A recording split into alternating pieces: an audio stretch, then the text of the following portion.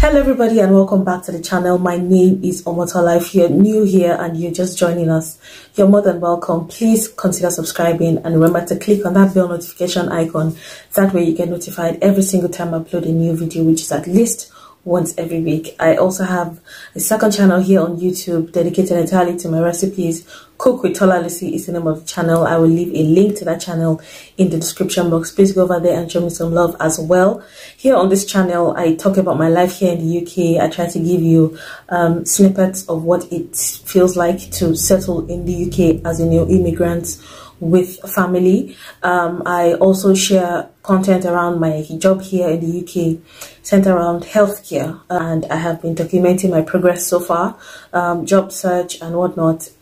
I will leave the playlist to all of these things in the description box. Go over there and catch up on the discussion. Alright, so we also have a Telegram group where we share jobs with sponsorships for people in and out of the UK. If you're not following us on Telegram, the link to that group will be in the description box, and it's just a lovely community to interact and ask questions and get your response in real time. Today I'm just going to be telling you some of the things that I feel you should know about care before you decide to go into care. You might have heard a lot of things about care. Some of them are true, some of them are bogus, some of them are just based on some people's personal experience. I mean, you have to research this job before you get into it. You have to be absolutely sure that it is something you can do, because I feel like that's the shock of this job for some people. They really do not research the job as well and know all that is to know about the job. Some people are just, caught up with the whole new wave of visa applications, just so that you're not carried away by how the rave of healthcare jobs in the UK, just so for you to understand how the working environment might differ from one job to another, how there are so many aspects to care. There's domiciliary, there's agency, there's working with the NHS, there's working with the care homes. There are just different aspects to this care, and someone's experience might just differ from your experience. So it's extremely important that you research the area that you want to get into and be specific and be intentional about where you're applying to. You're not just throwing your applications in, because some employers and some workplaces might differ from some other places. For example, if you're working with the NHS hospital, you're going to be dealing with needles and blood, and you're going to have the feel of working in a hospital. Whereas if you're working in a care home just for elderly people, it might differ from someone who's working in a care home for people with dementia or with mental health issues.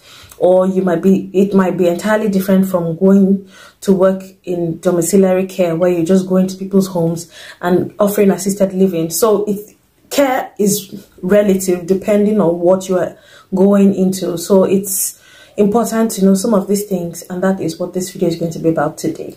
All right, so the first point is it is emotionally demanding. This is very true, because no matter how much it is your work, no matter how much it is a job that you earn a living from, there is, except you are a cold-hearted person, there's really no way you will not get emotionally attached to some of the residents or your clients, as the case may be. It's not good to be too emotionally attached, because some people dealing with residents or with clients who are at the end of life stage, to be in your best interest if you emotionally detach yourself, not entirely, but to the part that you still have empathy, but then you can separate your feelings from being too emotionally or overly attached to the resident or the client. So it is always good to keep your emotions in check. I remember my first time dealing with someone who was on interlife and who eventually passed on. I will talk about that in a different video. Make sure that you are professional about what you do, but just remember to keep your emotions in check. I hope you understand. Second point, it is physically demanding. I cannot tell you how much advice I've gotten on, be careful, care workers are prone to more back pains than anyone doing any other job in care, maybe like nurses or whatever.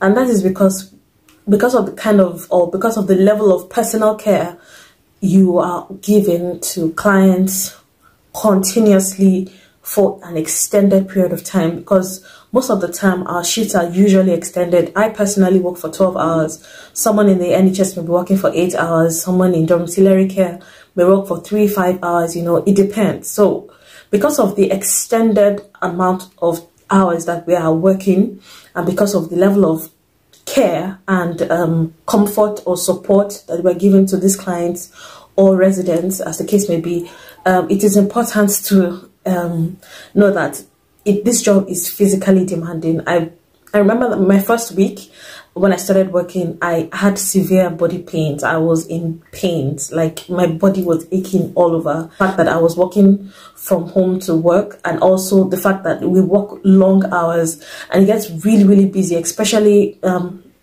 as the shift progresses. Some clients or some residents might need more care than others, but it's just, you have to constantly be on your feet. You know, it's physically demanding. What can I say? Next point is to be hardworking.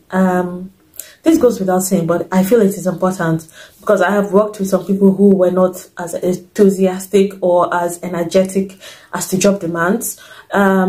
This job is, like I just said, is physically demanding, and there is need for you to constantly, you know, be on your feet, for you to constantly be on the move, for you to constantly, you know, offer care and provide support to some clients. Depending on where you work, it is important to maintain your hard work, because it pays off in the end. For someone like me who is currently still on probation, there's a need to prove myself in a way, in a manner of speaking.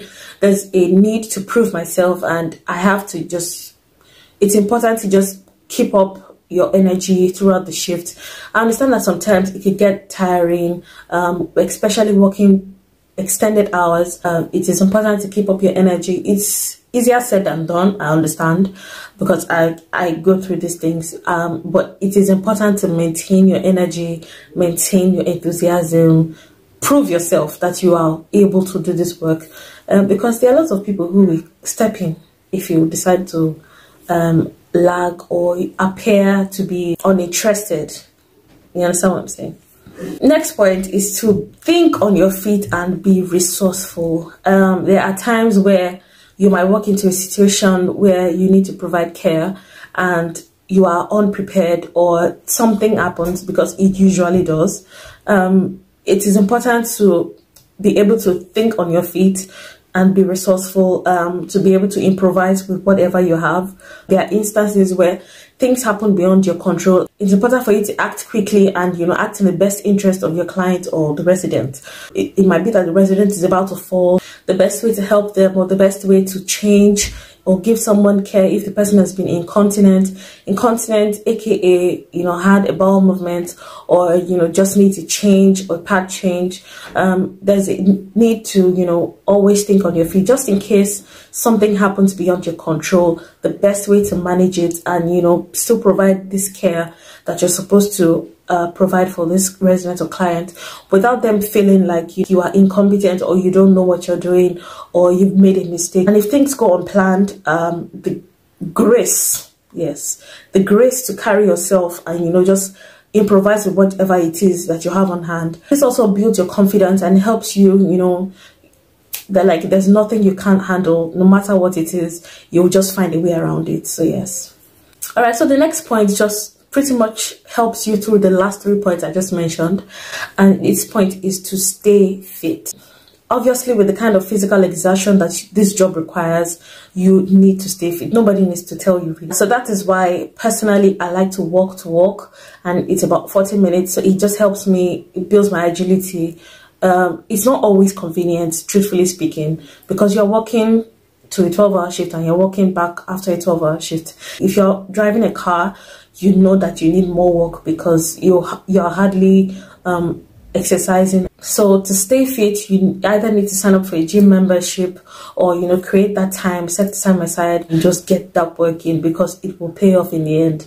I've noticed that people who do not work out tend to be a lot more lazy throughout the shift, and it's, you know, it carries on to the rest of us. So you need to stay fit. There's really nothing I can tell you about it. Stay fit.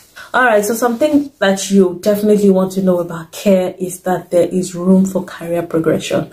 Now, people have asked me, once I start care, will I do this care for the rest of my life? No, absolutely not. I know people who have been doing this for years and years on end. That is not me. I cannot be that kind of person. At the point that I am, I'm still less than 6 months in care, and I'm already looking for the next stage. I cannot be content just providing care, like being a care assistant at this level. You are going to the permanent site, so there is always something that you can do. There are courses that you can take online. There are qualification exams that you can write. There's just a lot that you can do for career progression. You can always go back to school. The possibilities with this job are just endless. Okay, so the last point is that no 2 days are the same.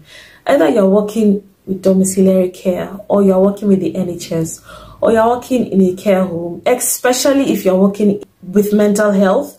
No 2 days are the same, because if you're dealing with clients or residents who have history of dementia or schizophrenia, or people who have mental ailments, no 2 days are the same, because today they might be on the same page with you, smiling, taking their medication, eating, interacting with other clients or residents. The next day they might just switch, or even the next minute they might just switch, develop another personality. It's not to annoy you, it's not to piss you off, it's just comes with the mental ailments that they are going through. No 2 days are the same. Even if you're working with elderly care, people who do not have any dementia, sometimes, well, most of the time, their health deteriorates. So what you dealt with today and was manageable might be a lot less manageable the next day, just because of the failing health that they are going through.